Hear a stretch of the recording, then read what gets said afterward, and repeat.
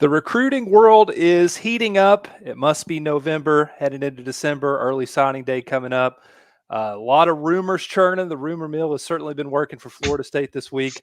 Ben Spicer joined by Michael Langston, and we'll tee it up for you there. A lot of big names have been kind of connected to Florida State. What are you hearing the latest about Jeremiah Smith and Cai Bates? Yeah, Jeremiah obviously visited last weekend, said a lot of interesting things on the visit. Certainly, even said, "Hey, FSU's the front runner," and and then we did some checking on everything. And like I told people throughout the weekend, this is the first time that I've heard where there's some actual belief and excitement that this could happen for FSU, and I think that continues throughout this week. I don't. I mean, people ask me all the time, "Is there a timeline?" It's like not a timeline, but I think everything's setting up really well for them. I was told that he's officially visiting FSU on December 8th, so they'll have that coming up. But I think there's a lot of things that are starting to trend towards FSU, and I'm starting to kind of like where their position is. But I think that's where it sits. I think currently with Jeremiah, and then with Kai Bates, he also visited. That was one where I was kind of waiting to see kind of is there going to be a green light? That hey, we want you come on board, and then I indicated to people throughout a weekend and even early this week that I felt like I think that is there, and I think FSU sits in a great spot. I put in a RPM pick for FSU, so I feel good about their position. Interesting enough, he's going.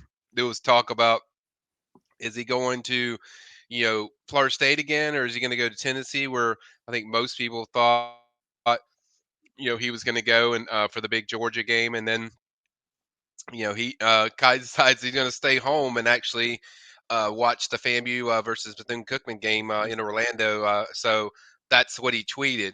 Now we'll see what he does, but I think that's really good news for FSU because anytime you're not going to one of the main competition, I think it's a big deal. And there's a lot of I think there's a good amount of confidence of FSU of pulling out. And I don't think it's a recruitment that's going to last a long time. I think you could see something in the week or weeks or two. But I think they sit pretty good with both of those guys. Florida Just on way it's trending. Florida State's been pursuing both of these guys for a long time now. I know they offered Jeremiah Smith several years ago. Kai Bates has been on visits, multiple visits throughout 2023. Is the interest, potential of them committing to Florida State something that's kind of been brewing lately, or is it something that's been brewing, since their recruitment started? I think for Jeremiah, it's mainly the whole combination of everything where it's relationships with Coach Dugans, Coach Norvell, and everyone on that staff, but also what they're doing on the field. That certainly has a product when you're seeing a guy that's a replica of what you are in Keon Coleman. I think that's always a big attraction. So I think it's really a combination of stuff. I think it's still one that's not like totally shut down that hey it's going to happen. It's more like things are trending in a positive direction, and there's some positive stuff that I hear with Jeremiah that's been really good, both from him publicly with the way he talks about FSU, and then two the stuff we're hearing behind the scenes is pretty positive. Certainly, like I said, it's the first time I've heard where you know there was belief that this actually can happen. And then I think with Kai Bates, it's more just he's a guy that I mentioned several months ago to keep an eye on because this is a guy that I know they were involved with. I know Patrick Tain likes him a lot. I know the FSU staff likes him a lot. He officially visited FSU in the summer. So it's just one they just kept on. I was pretty certain he wasn't going to be in the LSU class, a team he was previously committed to. But as I told people, the Vols and FSU are kind of the main competition. But I think FSU is a team that I've heard that sits in a great spot there. So I think it's more both of them are kind of a combination of going through the whole season, but just different ways. Both those guys would be huge additions to the 2024 class, so Yep. fingers crossed. Are there Yep. any other guys in the 2024 class that you maybe have an eye on that Florida State could make a late push at? Yeah, there's several guys that they're keeping an eye on. Certainly Xavier Lucas. He's a three-star DB that committed to um, Wisconsin early in the process. He's a guy that they've liked a lot for a while. I visited early in the spring.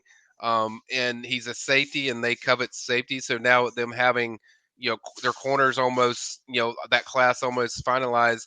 That's a guy that I think they definitely are highly interested in. Then I think the top guy that I think defensive back that they like that's left is Zay Mincy. He's a teammate of LJ McCray over there at Daytona Beach, Mainland. He's a guy that I think they made some good, strong movement with throughout this last visit for the FSU Miami game. Word is those two might go to the Miami Louisville game as well. So it's pretty clear, the indication that both of them are still actively looking to see what place is there for them. I think running backs they're pretty set on. I think obviously quarterback they're pretty set on. I think a lot of these later decisions are probably going to happen like December when they take the official visits in December 8th. There's a lot of guys that are still uncommitted targets that you'll see on there. I think people can go to the PRB and they can see all the names I just put up. I put up the early enrollees. So I think there's some, but I think most of the action I think it right now is revolving around 5-star Cam Coleman, wide receiver, 5-star plus receiver Jeremiah Smith, and then Cai Bates. That's kind of the ones I'm kind of just keeping an eye on. Those are guys that they're pushing hard for, but I would say right now the ones that we covered earlier in Jeremiah Smith and Cai Bates are the ones that are kind of on the dock right now, I guess, to see what happens and if there could be some movement. But certainly to have a chance to close with a really strong close that's going to push for number 2 in the country or outside shot if they get everything they hope they get, number 1. But I never thought I would say that they would have a possibility to do that. But it's certainly there with some of the guys that they still have in the picture. There's several guys that if you go through that list, I go through a good portion of them. Excuse me, guys. And then there's more guys I'm just waiting to get more intel on that they could visit in December that that I'm kind of keeping an eye on that I'll cover later.